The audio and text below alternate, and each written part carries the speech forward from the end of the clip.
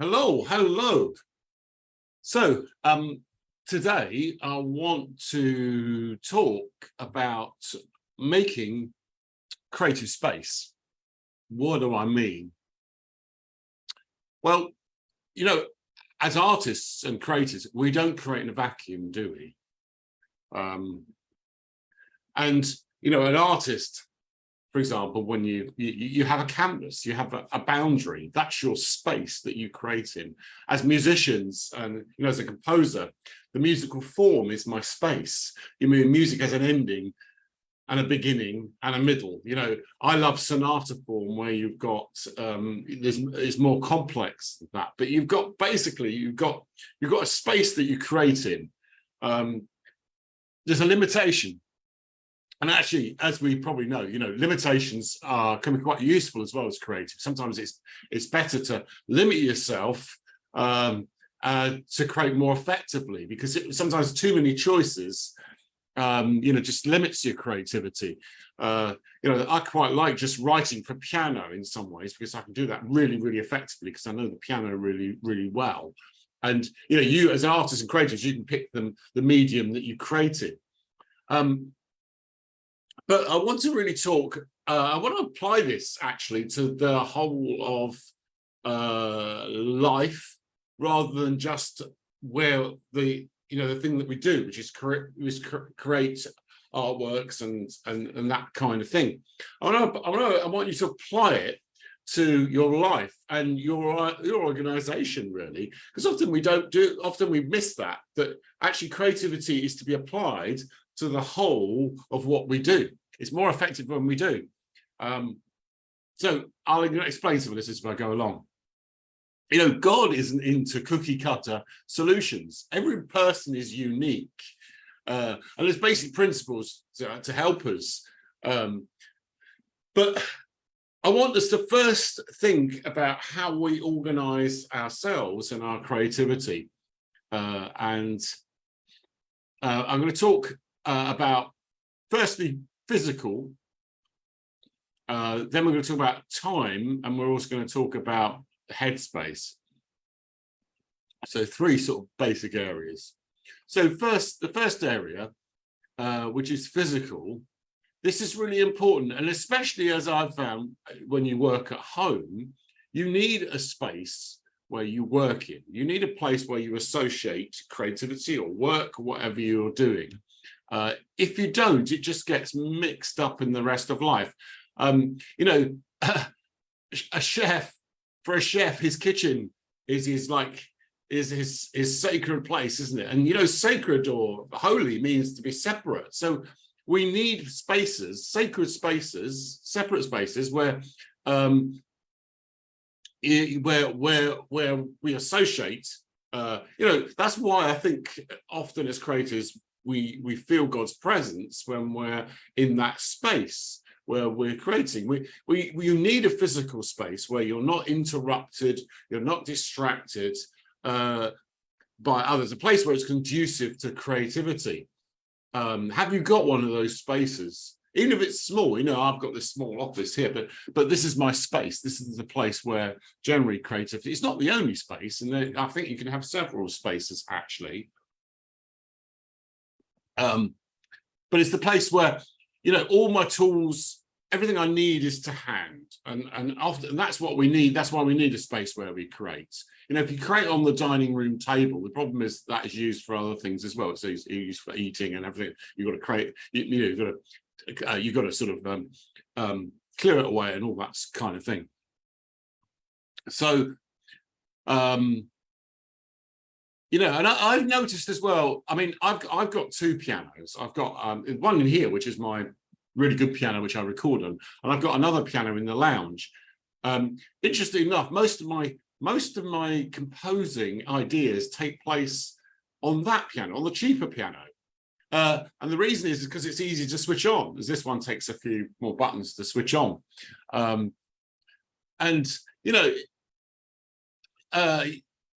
It's probably that instrument's probably better than the instrument Mozart had to create on anyway. So even though it's cheaper, it's perfectly adequate for just testing out ideas. And sometimes, it's like I'm not trying too hard. I'll just go and put the piano on and have a little bit of a play around, and then ideas will flow. So you'll find certain ideas and creativity will take place in certain places. For you, it could be walking out in the countryside. There's certain places where it's quite helpful to associate creativity. I play regularly on a grand piano at a local URC church every Friday. No one's particularly listening. It's not a concert. I just go there and I go and play on the piano, and I often get good creative ideas because it's a different environment, a different piano. So that's another way to inspire creativity. Actually, is to do different things. It's not, don't get stuck in a rut. Go and create in a different place. Have you noticed how often, the bath or the shower is a great place sometimes for hearing God or getting creative ideas? Again, it's a space. So I want you to think about the spaces that you have in your life, the physical spaces that you have in your life, and how they work for you. I think this is probably more important than it sounds, actually. And also I find, especially when you're working at home, you need to separate out work life from your family life, or etc. You need to have those different spaces, else you get stressed. And I now daily take a walk every day. I go and I've got a favourite walk, which actually we haven't got the countryside particularly here. We've got the sea, but it's just a nice. It just takes you off the road, and it's just peaceful. And I love just starting the day with walking. It takes me about half an hour to walk, 20 minutes, maybe half an hour to walk round. But that separates out the beginning of the day. And I know at that point I'm starting my day. So I'm creating space for myself. I'm saying now the space I've now got is I'm starting to work. I'm starting to be creative. I'm starting to do the things I'm going to be doing today. And it's also a great place to talk to God. So as I'm walking, because I enjoy praying and walking more than I do sitting down. And again, that's another thing. But the Bible talks about having a space to pray. So this is all linked in. So I just want you to think about this, about the spaces in your life. Let's go on to the next bit now. So time. So obviously space and time are actually related. Space-time relativity, all the theory. You can't have. The whole universe works on the point of the time creates space. So, and there's an interesting rule called Parkinson's rule, I think it is, which states this: says whatever time you have, the work will fill it. Have you tried that out? It's if you give yourself 2 hours, you'll probably fill those 2 hours with what you're doing. This is really important. Actually, it's more important than you might realize. I've discovered. So you've got to really handle your time space. Really important. It's really easy to waste this, and I've found some little tricks. So the question is, how are we going to invest our time? Because it is an investment, isn't it? Because you're spending time on certain things. One of the things I found really helpful for me is this iPhone, because it's obviously got a timer on it. And one of the tricks I use, and you'd be surprised how this works, is I work in blocks of 30 minutes. So I'm thinking, I've got 30 minutes to do this. And the thing is, and I don't work any longer than 90 minutes without a rest. So I might have 3 30-minute sessions. But then I'm conscious of how much time I'm spending. And it helps me focus, because it helps me realize that some things that I imagine take a long time to do, so I avoid, because I think, oh, that's going to take up loads of my time, actually don't. So, for example, like mowing the lawns, because I've used my timer, actually takes me 20 minutes to mow my lawns. So I know it's not really a huge task. And so it's something, you know, if I put it in my diary, I've got to get done, I will just set the timer and, you know, off we go. And I love this as well, because it's like having a bit of a buddy, because you set the timer to go, and then you know you're focusing on that one task. So, you know, if you're putting off doing some admin, set a timer for, give yourself 30 minutes and just get on with it. And you'll find you'll probably get it done within 15 minutes or so, something like that. And just to say as well, with space, the space that we have in time, you know, I mean, each of us has got a limited life, haven't we? And it's important to really use that time wisely and to plan it in. Just to say as well, multitasking, trying to do several things at the same time, generally doesn't work. It's a very inefficient way of working. And actually, the women are no better at multitasking than men. Actually, they've looked at this. They're not any better than men. That's a myth. The fact is, most women tend to do it more because of circumstances, like they're trying to juggle kids with everything else. But it's not a good way. It's an inefficient way, because you've got to start up, get warmed up, you get going, stop. If you're trying to do several things at once, so if you can, do one task at a time. So think of the thing, you know, and then give yourself a certain amount of time to do it. Here's another brilliant, this is Fran's suggestion, and she practices this. Book time with other people, so do things together as well. Is a great way of creating a space that's productive. So Fran, you know, does Harati on Zoom, so she'll get together with a whole bunch of people to plan. She plans that creativity every week in her diary, and that means that things get done. It's not just haphazard. She's creating space. You know, she's intentionally creating space to be creative. So, you know, be intentional about your creativity, even if it's like 30 minutes a week. It's better than just haphazardly doing it, because you'll probably find you want to spend more than 30 minutes once you get going anyway. This is something I want to try out, and I felt like the Holy Spirit showed me this, is don't plan too much ahead either. So I'm going to try this a little bit this week. Having a kind of 3-day plan. So just plan for the next 3 days ahead, and plan how you're going to use that space. So the trouble is, if we go for like 3-month plan, I find that gets a bit, it's good to do, but start off with something you can manage and you can get tangible results. Start off with just the next 3 days. What are you going to do in the next 3 days? Just plan it out, you know, in some sort of way. You're creating space. And you'll feel a lot less stressed, I believe, as well. This is why we get stressed, because we feel overwhelmed. We feel like there's not enough time. But actually, when everybody's got the same amount of time, it's just a lot of it's psychological. Actually, this is the problem. It's a psychological, and you know, we want to be people who use our time wisely, don't we? I want to be effective. I want to be fruitful. I want to be creative. The last one we're going to talk about is headspace. So what, you know, the stuff that goes on in our head, that sort of links really, you know, the psychological aspect.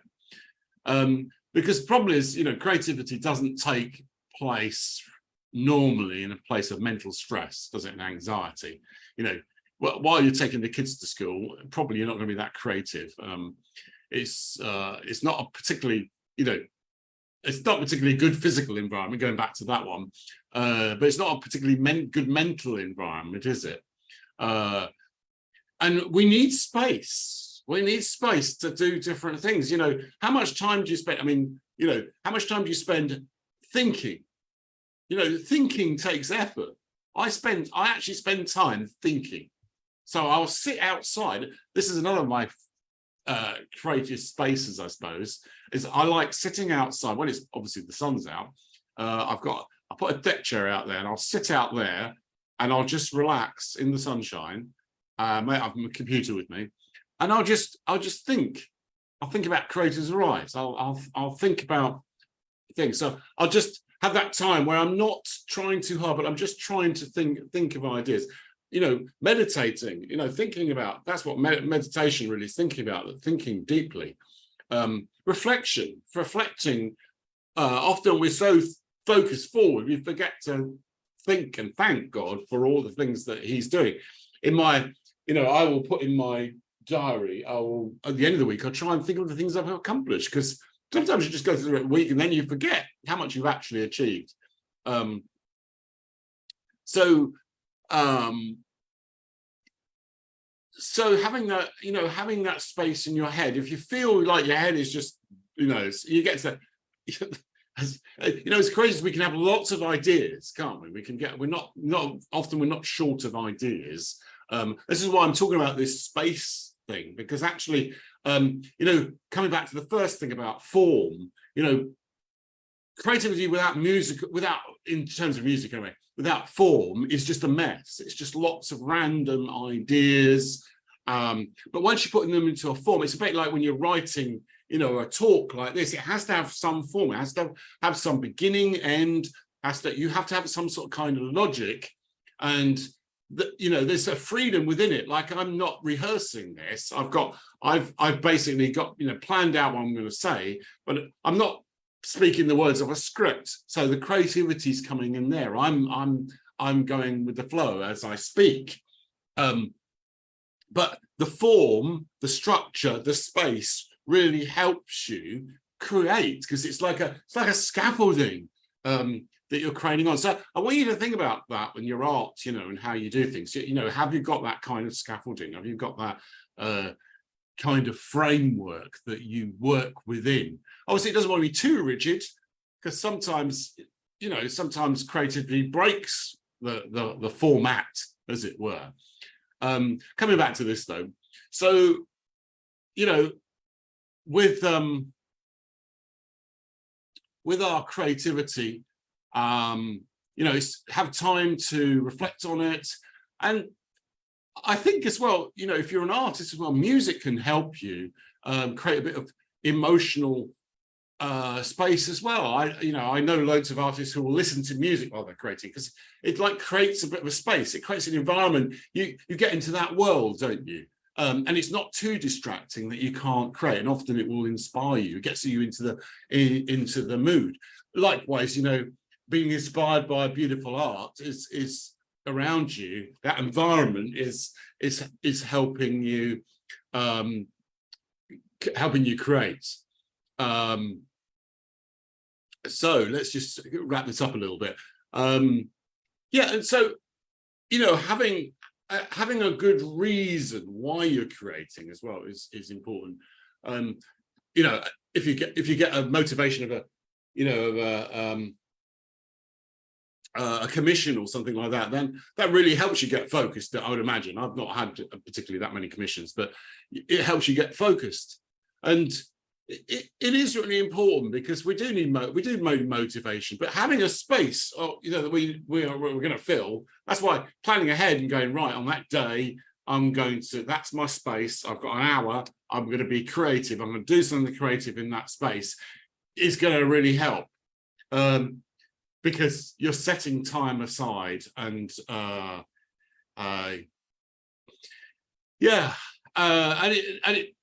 it makes you, you know, when you've been creating in that space, it makes you feel good about yourself, because, you know, creativity is part of your identity. It's about who we are. Yeah, so I think I've covered that. So basically, I'm saying, think about your physical space that you've got available to you, and how you can maybe use that more effectively, or what those spaces are, and you know, whether it's countryside walks, your office, like me. Think of the time space that you have. How much time have you got available, and how are you using that time? And then your headspace. You know, what's going on in your head? Are you in that place of peace and serenity? to be able to create and feel productive. Yeah, right. That's enough, I think. So hopefully those few thoughts will inspire you to just think about it. So thanks for watching, and yeah, see you in the program.